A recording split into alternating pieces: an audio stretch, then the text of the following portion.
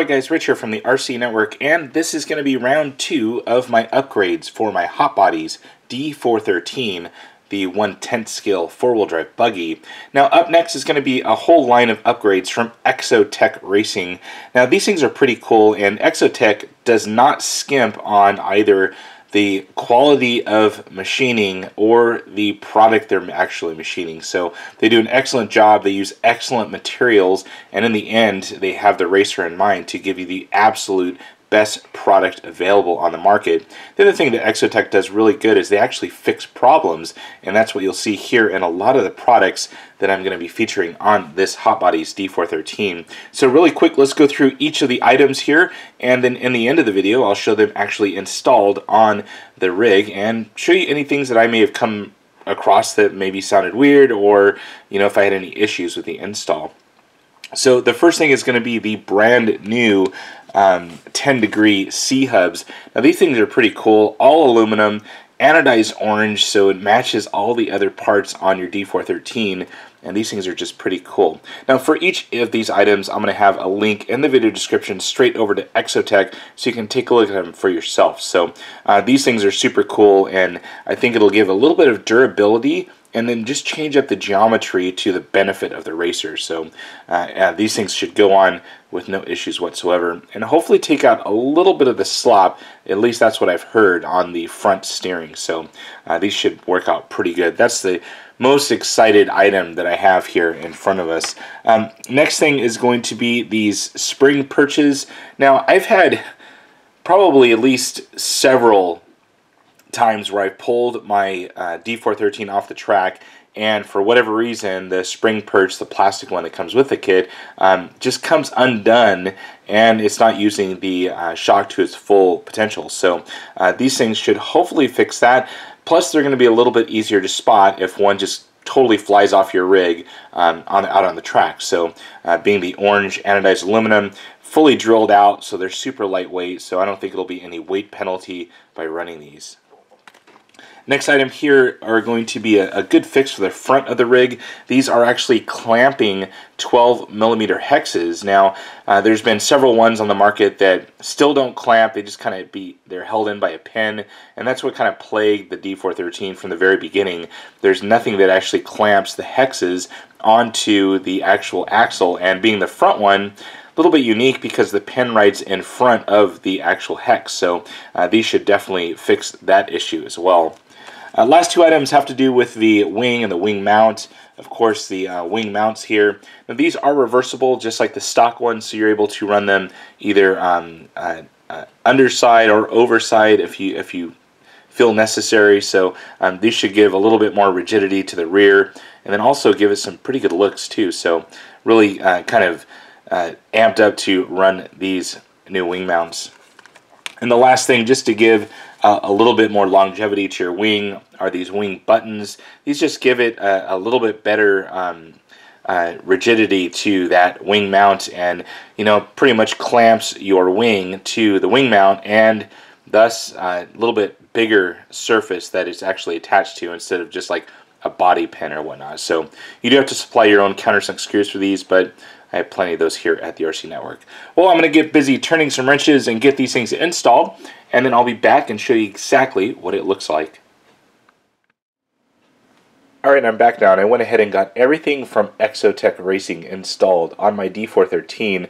Gotta say, everything turned out pretty good. I had some very good experiences with, obviously, lots of their parts, and hopefully the only thing that I'm kind of on the fence about are the spring perches. So I'll show you guys that here really quick. So let's first take a look at the thing that I'm most happy with, and that's going to be these 10-degree front hubs up here. These things are super nice, and they give just a little bit more of a slant to the front knuckles, and I think it'll give a little bit better steering, and in the end, just the durability factor is just through the roof. So adding that little bit of aluminum up there will help with the durability. Now we're still leaving a little bit of plastic in there, so that still has a weakness point. So we're breaking a $2 or $5 part versus a $30 set of hubs. So also you're seeing those 12mm clamping hexes on the front.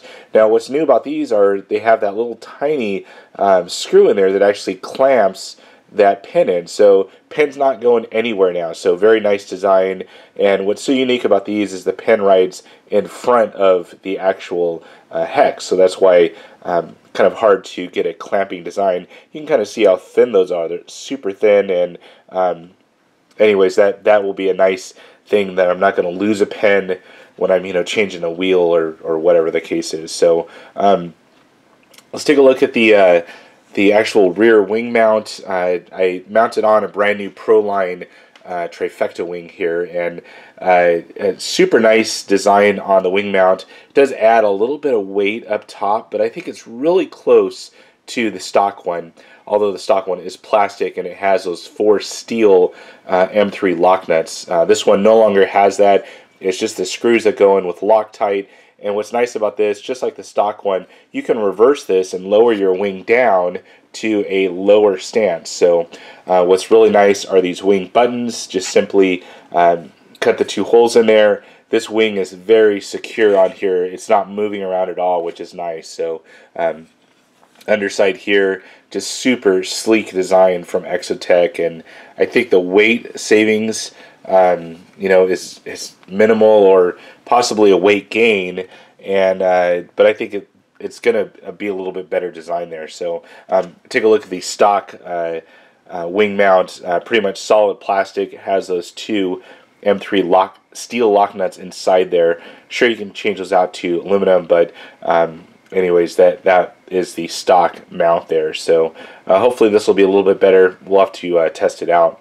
Now lastly, the spring perches, they went on pretty nice, and they seem to fit a little bit tighter than the plastic ones.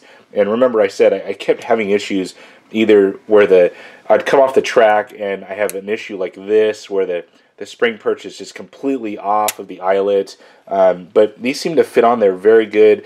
I did purchase a new set of springs on all 4 corners, so just went with the stock gold fronts and yellow rears. They seem to be fitting a little bit better as well. Not sure if Hot Bodies changed the tolerances, but nice look to these things. I think the weight gain on the aluminum spring perches, isn't too bad. It's very low, and hopefully these will stay on the shock eyelets a little bit better than those stock plastic ones. So a couple other parts that I did add to the build during this segment. Of course, I added those shock springs, and here's a quick look at the model number. These are the front golds right there. Here's a look at the rears. These are the rear yellows. Now these are the stock springs, and I just double checked Ty Tessman's setup for the track that I go to, and same springs that he's running. So I did run new aluminum shock caps on the rear. I already had them on the front, but wanted to add them to all 4 corners just to keep consistent throughout everything. Last 2 things I added, and these are from Avid RC. I did add a full set of bearings, and really quick look at the difference in the bearings. Of course, the stock Hot Body ones are steel on both sides, no rubber seals, where of course I think it's like $21 from Avid, but you do get the Revolution bearings. You got the rubber on one side, and then you got steel on the other. So steel always goes towards the inside, rubber on the outside to keep the elements out. So anyways, good little upgrade there. And the last thing I did was just to possibly save a little bit of weight, because I've been adding weight, just M3 blue lock nuts throughout. Comes in a handy little carrying case right here, and super nice aluminum lock nuts from Avid RC. So anyways, guys, that is going to be my update here on my D413. I have different electronics that I'm going to be putting in this, so stay tuned for that. That's going to be episode number 3. And questions, comments on down below. And as always, thumbs up and subscribe. That's it for now, guys. Over and out.